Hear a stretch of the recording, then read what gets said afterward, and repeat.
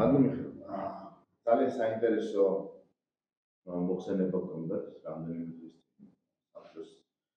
შეხვედრაზე და აი ამ გარდაქმნების პერიოდში გარკვეული პარალელებიც გაავლეთ და მოდით ვისაუბროთ ამ პარალელებზე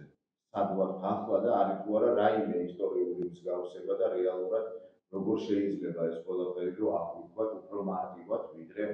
ვიდრე არის ხოლმე რეალობაში. ცოტა წინ გაუსწრებ და ასე ვთქვათ, მსმენელმა რომ გაიგოს ვთქვათ, რაზე გვაქვს საუბარი. და ეხლა ვიტყვი რომ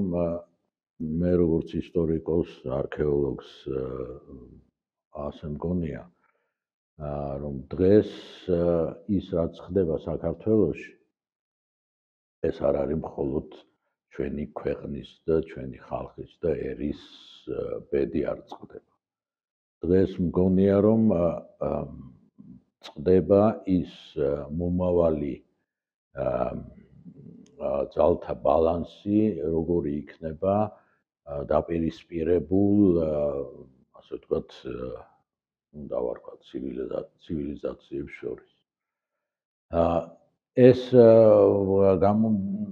და რატომ მგონია? იმიტომ რომ ისტორიულადაც სამხრეთ კავკასია და პირველ რიგში საქართველო იყო სწორედ ის ტერიტორია, რომელიც ნებისმიერ ისტორიული ფორმაციის დროს იყო ნაწილი იმდროინდელი ცივილიზაციის, როცა კი არ იყო დაპყრობილი. და როდესაც იყო კიდევაც დაპყრობილი, მაშინაც ყოველთვის მიდრეკილება და უტოლვა იყო სწორედ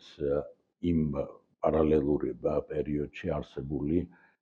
ცივილიზაციასთან იმის ნაწილი რო ყოფილიყო. და იყო ყოველთვის პერიფერია, მაგრამ ვინაიდან პერიფერია იყო, ამიტომაც სხვაზე მეტად უნდა ყოფილიყო, იგივე სხვაზე მეტად ევროპელი უნდა ყოფილიყო, სხვაზე მეტად ქრისტიანი უნდა ყოფილიყო, რომ ეს თავისი ღირებულებები დაეცვა. არის ასეთი პარალელი, რომელიც მიგვანიშნებს, რომ მართლაც ეს, ასე ვთქვათ, არის სერიოზული გარდამავალი პერიოდი, რომელსაც გლობალური ცვლილებები შეიძლება მოიტანოს. აი რომ ავიღოთ, თქვათ, რომ შევხედოთ რუკას, მსოფლიო რუკას, 7 კონტინენტიდან მხოლოდ 2 კონტინენტია, ევროპა და აზია, რომელთა შორის საზღვარი არ გადის იმაზე ზღვებზე და ოკეანეებზე. და უკვე პირველივე რუკა, რაც დღევანდლამდე რის შესახებაც ინფორმაცია შემოგვენახა, ეს არის ჩვენ სასაღრიცხვამდე მე-6 საუკუნის პირველი ნახევრის ფილოსოფოსის, ასტრონომისა და გეოგრაფოსის მიერ შედგენილი რუკა, სადაც 3 კონტინენტია მოცემული: ევროპა, აზია და აფრიკა, რომელსაც მაშინ ლიბიას ეძახდნენ და აი აფრიკასა და აზიას შორის გამყოფად მოცემულია ნილოსი მდინარე, ხოლო ევროპასა და აზიას შორის ფაზესი, რომელიც იყო ან ჭოროხი, ან დღევანდელი რიონი. ასე თუ ისე ქართველური ტომებით დასახლებული ტერიტორია, იქ სადაც აი მაგ პერიოდში უკვე არსებობს კოლხეთის სამეფო და აი ეს გახლავთ სწორედ ის პერიოდი, როდესაც იწყება ბერძნების მიერ შავიზღვისპირეთის კოლონიზაცია და არის ამდენად არის, აი კოლხეთი არის უკიდურესი აღმოსავლეთი გავრცელება სწორედ ბერძნული ცივილიზაციის. მაგრამ აქ თქვათ განსხვავებით ჩრდილო შავი ზღვისპირეთის ქვეყნებისა, სადაც რეალურად ასე ვთქვათ ეს მაინც მშვიდობიანი არ იყო ეგ პროცესი, იმიტომ რომ იმ ტერიტორიაზე ეგრეთ წოდებული სკვითები იყვნენ მაშინ, ეს მომთაბარე ტომები და ამიტომ მათ ეს თავისი კოლონიები უნდა დაეცვათ. აი ჩვენთან ძალიან საინტერესო არქეოლოგიური გათხრები იქნა ჩატარებული კობულეთთან ახლოს ფიჭვნარში, სადაც ეს ქართულ-ინგლისური ხანძლივი პროექტი იყო, სადაც აღმოჩნდა სამაროვანი, სწორედ აი ამ ადრეული ანტიკური ხანის, სადაც თითქმის ერთმანეთის გვერდით არის კოლხის და ბერძენის სამარხი და ეს არქეოლოგიური მასალით მშვენივრად ჩანს და ხედავ რა აი აქ კოლხია, აი აქ ბერძენი, გვერდით ბერძენი. ეს იმას ნიშნავს, რომ თვითონ თქვათ აი სხვა სახის კოლონიზაცია იყო, ეს უფრო იყო თანამშრომლობითი და რაღაცა დონეზე თქვათ ის შემდეგ უკვე ის დემოკრატია, რომელიც იბადება პირველი დემოკრატია, ბერძნული ათენური დემოკრატიაც, აი მისი ასე ვთქვათ შეიძლება ითქვას, რომ აქაც აი ამ სახის, ეხა ეს ძალიან ხმამაღალი სიტყვაა, მაგრამ შეიძლება რომ ამაზე მაინც გამოითქვას ვარაუდი, რომ აი იმ სახის დემოკრატია არსებობდა უკვე კოლხეთის ტერიტორიაზე, ანუ აღმოსავლეთ შავიზღვისპირეთში. ეხლა შემდეგაც კი აი შემდგომი პერიოდიც ხო, ის რაც ქრისტიანობაც ხო, აი ქრისტიანულ ხანაშიც ქრისტიანობა კიდევ ვიცით რომ საფუძვლად დაედო საერთოდ შემდეგ თანამედროვე დემოკრატიაც არის საფუძველი სწორედ ქრისტიანობიდან მოდის და ადამიანის უფლებები, მისი ღირებულებები, სხვა ერების მიმართ და ეთნოსების მიმართ თუ რელიგიების მიმართ შემწყნარებლობა, ის რაც ფაქტობრივად, აი დღევანდელ დასავლეთში მარტო მეორე მსოფლიო ომის მერე დაიწყო თქვათ სერიოზული ძვრები ამ თვალსაზრისით, უკვე პირველივე ძეგლი, რაც გვაქვს წერილობითი შუშანიკის წამება, აი უკვე იქ ჩანს იაკობ ცურტაველის მთელი სიმპათიები ბუნებრივია არის სწორედ შუშანიკის მიმართ, რომელიც არის სომეხი, რომელიც არის ქალი, რომელიც სხვათა შორის შეიძლება ითქვას, რომ ფაქტობრივად არის პირველი ფემინისტი ქალი არის პირველი, რომელიც სარკასტულადაც ესაუბრება თავის ქმარს ვარსკვლავს, როდესაც ყოფილა მამათა და დედათა ერთად ეჭამათ პურია, როდესაც ასე ვთქვათ, შესარიგებლად რო ეძახის და გარდა მაგისა, რომელიც აი თავისი მრწამსის გამო უარს ამბობს როგორც თავის მეუღლეზე, ასევე თავის სიცოცხლეზე. და ეს აჩვენებს სწორედ იმას, რომ ასე ვთქვათ, აი ეს უმნიშვნელოვანესი გეოპოლიტიკური ადგილი, რაც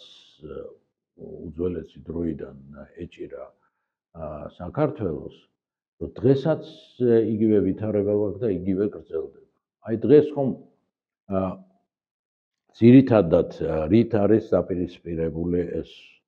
ასე ვთქვათ, ორპოლუსიანობა დღევანდელი მსოფლიოსი რითი არის განპირობებული. ეკონომიკური თვალსაზრისით ეს არის ნავთობური და არანავთობური ეკონომიკის მქონე ქვეყნები ხოლო რელიგიური და კულტურული ფართო გაგებით თვალსაზრისით არის ისლამური და ქრისტიანული რელიგია. ერთადერთი ადგილია მთელს ევრაზიის კონტინენტზე, სწორედ სამხრეთ კავკასია, სადაც ეს ორივე ფენომენი, გულისხმობ ეკონომიკურის და კულტურულის, რომ ერთმანეთს ხვდება აქ. ანუ რას გულისხმობ, რომ ისლამური აზერბაიჯანი, რომლის ეკონომიკა დაფუძნებული არის ძირითადად სწორედ ნავთობპროდუქტებზე, გვესაზღვრება ჩვენ საქართველოს, რომლის ძირითადი კულტურული ღირებულება სწორედ ქრისტიანობაა და რომელსაც არ აქვს ასეთი შეზღუდული რესურსები და აქვს დივერსიფიცირებული ეკონომიკა. შესაბამისად, თუ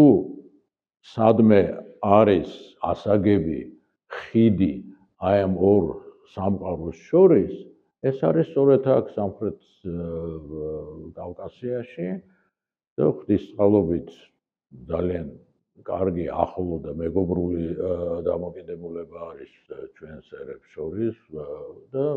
ეს ხიდი სწორედ აქ შეიძლება რომ აიგოს. მათ შორის საქართველოს თუ დაუკვირდებით, რა დაკვირვება უნდა, მარტივად რუკას თუ შევხედავთ,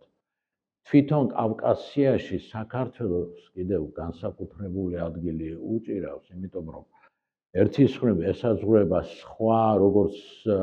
პოლიტიკურ ერთეულებს, ასევე სხვა ეთნოსებსაც, თითქმის ყველას. და ამ თვალსაზრისით გამაერთიანებელ როლს თამაშობს, მაგრამ მეორე თვალსაზრისით, იმიტომ რომ აღმოსავლეთ შავი ზღვისპირეთის საკმაოდ დიდი ნაწილი უჭირავს და ზღვა თუ არა, ფაქტობრივად არის ევროპა. ეს ურთიერთობები, ახლა ჩვენ თუ ვლაპარაკობთ მომავალზე, ეს მომავალი ურთიერთობები ისევ და ისევ, როგორც ყოველთვის მთელი ისტორიის მანძილზე, განპირობებული იყო სწორედ ეკონომიკური ურთიერთობებით, შორმანძილიანი სავაჭრო ურთიერთობებით. საერთოდ საერთაშორისო ურთიერთობა სხვა არაფერი არ არის, მაგის საფუძვლად დევს სწორედ ვაჭრობა, შორმანძილიანი ვაჭრობა და მთელი გეოპოლიტიკა მაგით განისაზღვრება. და ამიტომ ახლა ჩვენ ვართ სწორედ იმ ეტაპზე, როდესაც უნდა გადაწყდეს მომავალი მსოფლიო გეოპოლიტიკური ახალი გეოპოლიტიკური რუკის თარგი რა ქვია, გაჭრა ხდება, სწორედ თარგის შექმნა ხდება, სწორედ ახალი გეოპოლიტიკური რუკისა და ძირითადი ადგილი არის სწორედ ეს საქართველო, ანუ სად გაივლება საზღვარი ავტოკრატიასა და დემოკრატიას შორის, სად გაივლება საზღვარი სწორედ ეკონომიკური თვალსაზრისით, აი ნავთობურ და არანავთობურ ეკონომიკაზე დაფუძნებულ სახელმწიფოებს შორის და ეს არის სწორედ აქ. ის რასაც ცდილობს რუსეთი არის რომ ბუნებრივია სწორედ აი ამ მნიშვნელოვანი გეოპოლიტიკური თვალსაზრისით მნიშვნელობისა საქართველოს რუსეთი ცდილობს რომ კონდეს გავლენა საქართველოზე, მაგრამ ის საერთაშორისო სავაჭრო ურთიერთობები აი მაგალითად ჩინეთიდან ევროპაში აი შუადერეფანს რასაც ეძახიან, ის ვერ გაივლება აქ, ვერ გაივლის აქ, თუ საქართველო არ იქნა ევროპის ნაწილი სწორედ კულტურული თვალსაზრისით და თავისი დემოკრატიული წყობით. არის პარალელი არსებობს ძველ პერიოდში, ეს არის ბრინჯაოს ხანიდან რკინის ხანაზე გადასვლის პერიოდი, რამაც მოიტანა ძალიან სერიოზული ნგრევები, რაღაც სახელმწიფოების განადგურება, ნადგურდება მაგალითად ხეთების იმპერია, მიკენური სახელმწიფოები, ეს არის დაახლოებით 1200 წელი ჩვენს წელთაღრიცხვამდე, აი პირველი ნულოვან მსოფლიო ომსაც ეძახიან და ვეძახები აბსოლუტურად იმ მეცნიერებებს, რომლებიც ტროას ომს ეძახიან ნულოვან ომს, რომელიც სწორედ მაგ დროს ხდება, მაგ დროს ეგრეთ წოდებული ზღვის ხალხების შემოსევები არის აღმოსავლეთ ხმელთაშუაზღვისპირეთში, ორჯერ ეგვიპტესაც ეს შეესიენ და მათი შემოსევების მერე ეგვიპტე უკვე აღარ არის ის ძლიერი და წარმატებული სახელმწიფო, რომელიც მანამდე იყო. და ეს კატაკლიზმები გამოიწვია იმან, რომ მთელი ბრინჯაოს ხანის ეკონომიკა და ეს საერთაშორისო ურთიერთობები დაფუძნებული იყო შეზღუდულ რესურსებზე, რომელთა მონოპოლიზებას იყო ადვილი და ამდენად შორ მანძილზე სავაჭრო ურთიერთობების აგება. ეს ძირითადად იყო თვითონ ბრინჯაოზე, რომლის შემადგენელი ლითონები არის სპილენძი და კალა და ვინაიდან ორივე კალას და სპილენძი ძალიან შეზღუდულია, განსაკუთრებით კალა დედამიწის ქერქში არის მარტო 2 მილიონედი და 70 არის სპილენძი. ამიტომ მათზე იყო მთელი მაშინდელი ქსელები, სავაჭრო ქსელები აგებული იყო სწორედ ესეთ შეზღუდულ რესურსებზე. გარდა იმისა, ისეთ რესურსებზეც, რომელიც უშუალოდ ელიტასთან მიდიოდა, იქნებოდა ეს ოქრო თუ სპილოს ზვალი თუ სხვა რაღაცა იშვიათი luxury items რო ეძახიან, აი სწორედ ფუფუნების საგნები. და მაგრამ როდესაც ხდება გადასვლა უკვე რკინის მეტალურგიაზე, უпростоრედ ფოლადზე, რომელიც კონკურენციას უწევს ბრინჯაოს თავისი სიმყიფით და რკინა კიდე მოიპოვება ფაქტობრივად ყველგან, იმიტომ რომ რკინა რაოდენობრივი თვალსაზრისით დედამიწის ქერქში საერთოდ არის 50,000, ფაქტობრივად ყველგან არის. ბუნებრივია რომ ვარდება ფასი იმ ბრინჯაოს შემადგენელ ლითონებზე, კალაზე და სპილენძზე და ის მაშინდელი იმპერიები, რომელთა ძალაუფლება და რომელთა ფუფუნებაც დაფუძნებული იყო სწორედ ამ შეზღუდული რესურსებით ვაჭრობაზე, აი ეგ არის ძირითადი, რამაც გამოიწვია სწორედ ეს საშინელი კატაკლიზმები, რაც მოხდა დაახლოებით 1200 წელს ჩვენს წელთაღრიცხვამდე. ნადგურდება აი მაშინდელი მართლაც მაღალი ცივილიზაციები, სადაც კი იყო ეს ქალაქ-სახელმწიფოები, ძირითადად ეს არის წინა აზიის, დასავლეთ წინა აზიის და აღმოსავლეთ ხმელთაშუაზღვისპირეთის ტერიტორია. და ამან გამოიწვია იგივე ზღვის ხალხებიც, ისინი კი არ იყვნენ რაღაცა თქვათ გაღარიბებული ადამიანები, რომლებიც თქვათ თავისი სარჩოს მოსაპოვებლად იქცნენ ასეთ ბანდიტურ დაჯგუფებებად, ასე ვთქვათ. არა, რაც სხვათა შორის ეს ზოგს გონია, რომ მართლაც იმ პერიოდში არის გვალვების პერიოდია, რომ იმიტომ რომ გვალვები იყო, ამის გამო ხდება ვითომ ასეთი აი ამ ზღვის ხალხების კონგლომერატის შექმნა. არა, ესენი იყვნენ ზუსტად ისინი, ვინც ჩაბმული იყვნენ სავაჭრო ვაჭრობა იმაში, საერთაშორისო ვაჭრობაში, იმიტომ რომ ისინი მოდიან და თავს ესხმიან თავისი გემებით. ეხლა მშიერ-მწყურვა და გავალტაგებულ ადამიანს გემის აშენება ხო და ნუ ფაქტია რომ ესენი იყვნენ რომ დაინახეს რომ აი რკინაზე გადასვლას მოაქვს მათი რეალურად რაზეც არის დაფუძნებული მათი წარმატება ხო ანუ მთელი მათი ეკონომიკა ამას მოაქვს